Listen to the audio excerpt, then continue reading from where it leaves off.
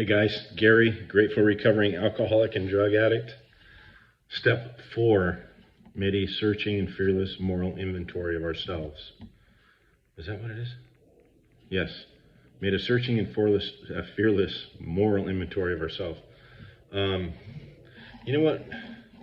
It simplifies, like for me, when I'm doing a searching and fearless moral inventory of myself, it's usually not because I'm in a good place, right? It's not because I'm having just some awesome fucking day and everything's going perfect. So yeah, let me do a moral inventory on myself, right? It's usually when I'm in conflict with another human being, or there's some kind of conflict going on and I've got that shit going on inside me, right? And the longer we stay sober and we become more aware of that uncomfortable feeling inside. So when I'm triggered by something like that, it's my ego's usually involved. Not always, but a lot of times. So I look for that. What's great about the book, the Big Book of Alcoholics Anonymous, when it takes you through the inventory process, it has us look for only a few things, right? Because these are our defects of character. I believe it's selfish, dishonest, self-seeking, or frightened, afraid. So those are the things that I need to look at. So when I'm feeling that, right? I'm either afraid I'm not going to get something I want, or I'm going to lose something I have, or somebody's triggered my ego, and I don't like how it's going to reflect on my, how it's going to make me look, right? I think it's great when I'm in meetings. I was in a meeting one time, well, many times, and I hear people say, I don't know, this was a few months ago. This lady was sharing, and she goes, like, my biggest character defect is I'm a perfectionist. And I'm a perfectionist too, because I want to do everything perfect, because I give a shit so much about what other people think of me. And in recovery, I got to learn to let that go. It's not what other people think of me. Today, I really don't care about what other people think of me. But there are times I get wrapped up in that. What matters is what I think of me at the end of the day, when I put my head on the pillow, or when I'm saying my prayers, when I'm doing the 10th step, which is just a mini 4th step, just rehashing your day, where was I selfish, dishonest, self-seeking, or frightened, So it's a great thing to look for.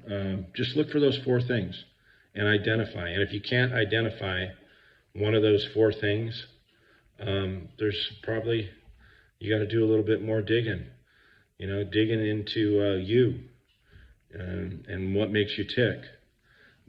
Having those 4 defects of character, which can come out in many different ways, and you can name it something else, but it all comes down to, most of the time for me, it's fear, man. I'm just afraid. I'm afraid of what other people are going to think. And that's the greatest thing about the steps, because I went 7 years without working a fucking step, okay? There was a time in my life where I was dry and off drugs and alcohol for 7 years, and I didn't have these tools. So sobriety was really uncomfortable for me.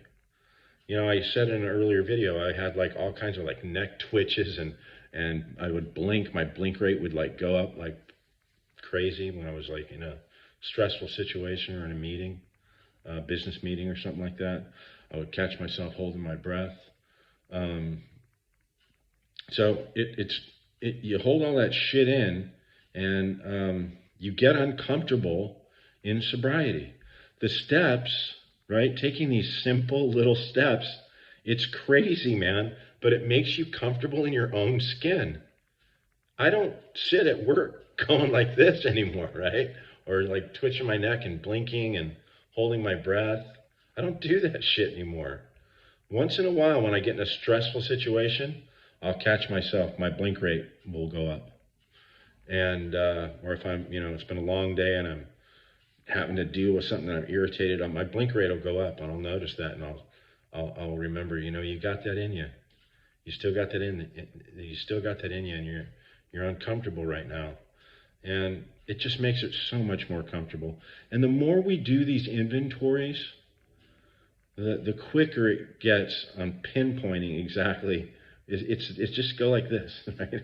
Pinpoint the problem, right there, right? It's so much easier to pinpoint the problem. I'm the fucking problem, okay? And the world is going to behave and act and do what it's supposed, everything it's supposed to be doing. And I don't know how to live in the world, so I had to find a way, and I found my way through the 12 steps. And this step 4 is a good one because it makes me look at me, not you, not what your problem is. Because I could sit here all day and I can list everybody's problems, what everybody's problem is. I can go through everybody in my family and list what their problem is. What's my problem? And why can't I get along with all these people, right? Selfish, dishonest, self-seeking, or afraid. That's it, man. So I get to look for those things, and when they crop up, what I do is I get them on a piece of paper. A lot of times it's fear for me. Fear I'm not going to get something I want, or I'm going to lose something I have. I can go back to the transmission problem that I had in my truck that cost $10,000, almost $10,000. It was $7,000, and then they were doing a couple thousand in other work and some tires, so $10,000. But I was going to lose my money. I wasn't going to be able to save money like I wanted to save money, and it really bothered the shit out of me. And when I let go of that,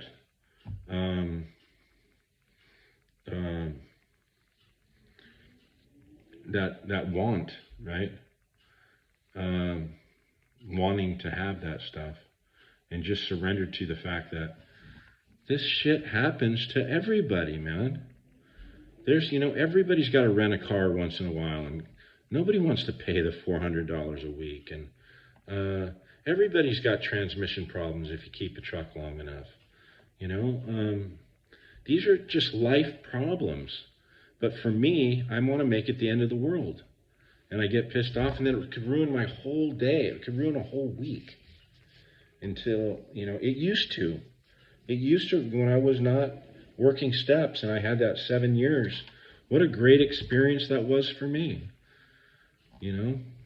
So, and I'm able to compare the difference and have a clearer picture on what I want in my life.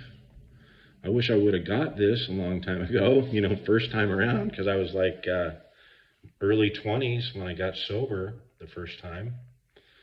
I was 23 years old or something like that. I wish it would have stuck. I wish I could have. But, I've got a lot of experience dry, multiple years, 7 years dry without working steps. And I've got multiple years drunk and on drugs. And I've got multiple years sober, working steps, being involved in the program. So if I could be useful and helpful with that, I'm going to. That's what my platform here is.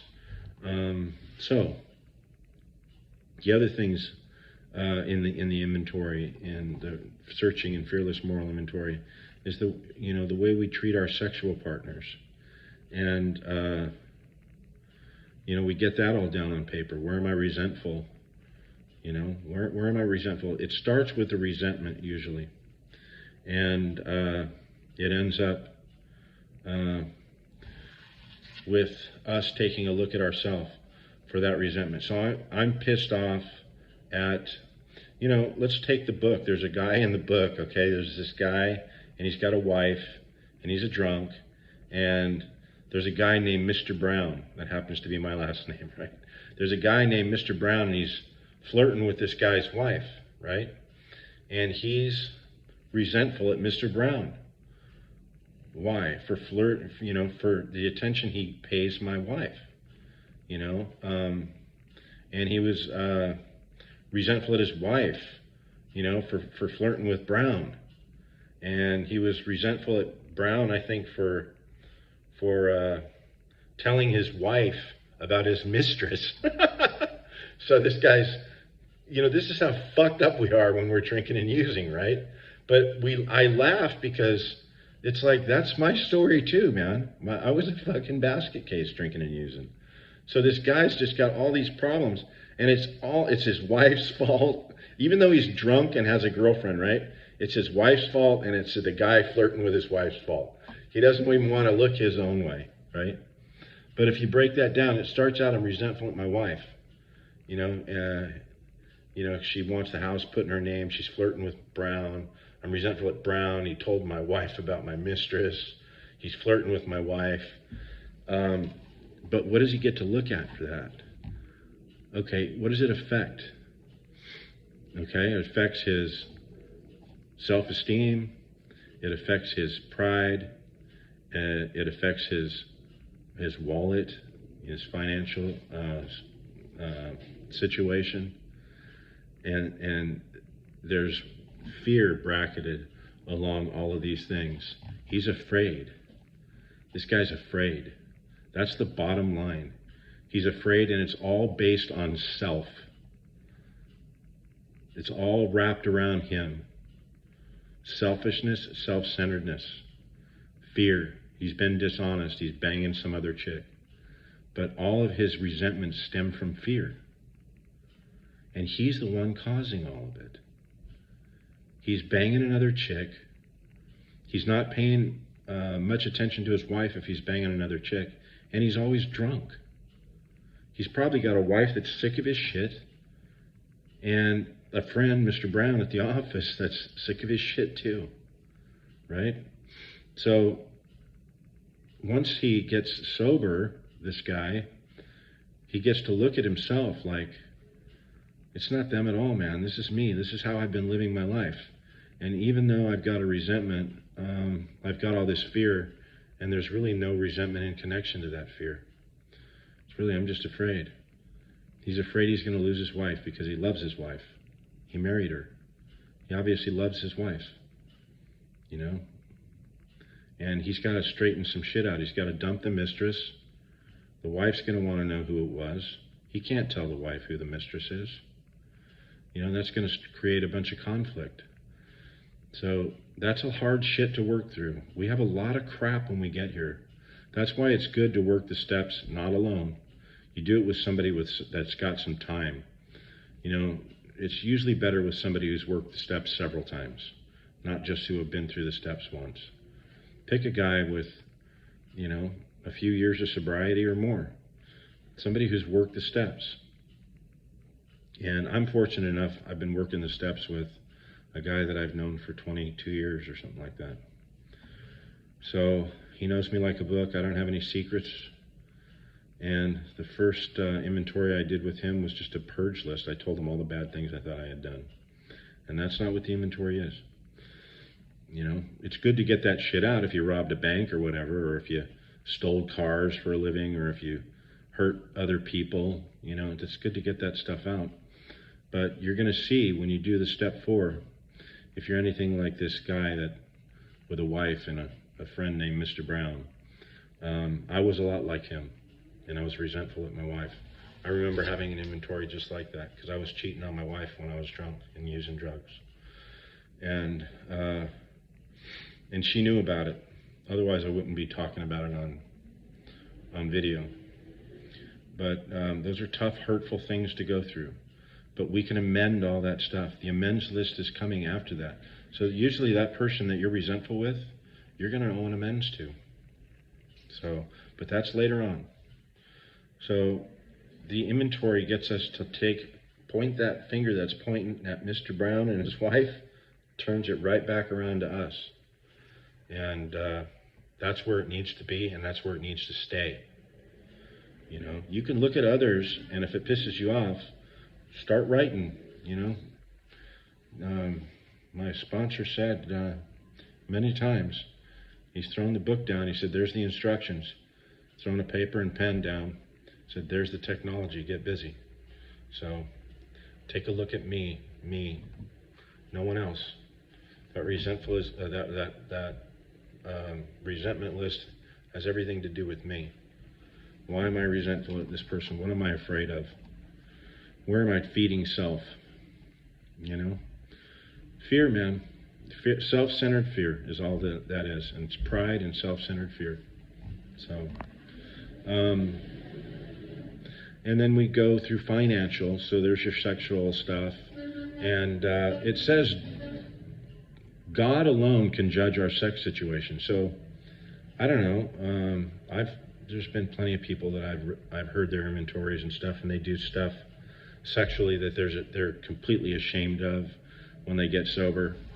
Like I've known people that smoke coke and stuff like that, and then they'll have sex with men, and then when they get sober, they're not gay, but they're afraid to they're completely ashamed of things they've done.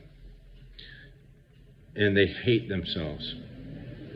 And the book has this for a reason. It says God alone can judge our sex situation, right? God alone. And that means not you. You can't even judge your own. God alone can judge your sex situation. We've all done some fucked up shit that we're not proud of and that we're ashamed of. Leave the judgment to God. Right? All we need to do is amend the behavior. If we're hurting other people, if we're harming other people, or harming ourselves through sex, well, then it's unhealthy. Okay? And everybody's sex situation's different. Some people, it's okay to, have an open relationship. Some people, it's okay to bang 3 or 4 chicks when you're married and their wife doesn't care. Some people are just straight up, very religious, they have sex only to procreate, and then some people, have pretty much the normal relationship, man, woman, and they're not. It's just all, it's all over the place. So we stay out of all of that shit. We don't judge. We stay out of all of that. Let God alone judge it. Just get that shit on paper where you harmed yourself or others.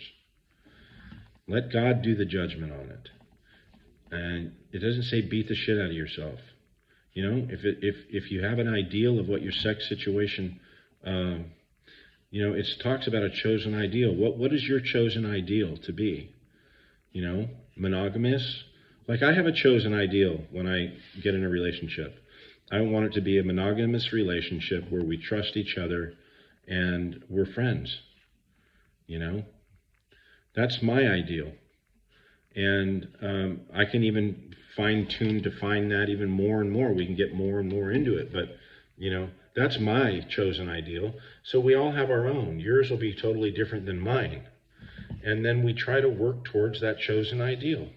And that could change later down the road. Your ideals may change, and that's okay. But at least it gives us something to shoot for. So, the other thing is money. It talks about we owe people money. And we, the things that we've done to harm people financially. So we get it all down on paper. And there again, chosen ideal, what I did and what my chosen ideal is. How do I really want to live my life and pay my bills and the things I want to do with money? And then we get ready with that list. Make sure you're very thorough with that list of where you're afraid with all those things around sex, finances, relationships, friendships, sexual relationships, and take a good look at all of those and how those affect you, where those get that going in you. Because get it all on paper, where are you frightened or being dishonest or selfish in those areas. And then it's a nice clean thing on paper, and you get to read that to another human being. And it's a humbling experience, because that's step 5. Not a humiliating experience, because your sponsor doesn't sit there and go, oh, you did that? What a fucking pig you are. Oh, what an asshole. You cheated on your wife? What a dick, right? No, we take our time to find somebody that we are, maybe find them in a meeting, somebody that you look up to and trust, and maybe have a few conversations with them about the steps and things like that, and get their point of view on things. Somebody that is going to be tight-lipped about your situation, because this isn't step 5 yet, but those are the things that you need to think about who you're going to read step 4 to before you get into your step 5. It's really important to gauge that properly. You don't want to cut your list loose to some blabbermouth. And it's real easy. I mean, it's real simple. For me, it's I observe people, and I observe people. It'll take me a couple months to get used to a meeting, like some meeting. It takes me a couple months to get used to people in meetings and stuff. But I listen. And people that like to talk about other people, there's a lot of that stuff that goes on in AA. People talking about other people talking about other people behind their backs. You go to a couple dinners with people after the meeting, or grab some coffee with a group of people. Watch the people that are slinging shit about other people, right? You don't want to read your list of somebody like that. You want to really read your list to somebody who's honorable, somebody who really has a lot of respect for the 12 steps, and somebody who thinks about the program as it's saving somebody's life, and he knows that he's part of saving yours, right? This is going 20 minutes, so probably not going to have many watchers, but the people who do make it to 21 minutes, 55 seconds, this is going to help you. This is going to help you. I've done many of them, and I've always done them with a trustworthy person. So take your time. Don't take years, but take a month or two if you need to. Fine-tune that list. Watch this video a few times. Read the big book of Alcoholics Anonymous, Into Action, right?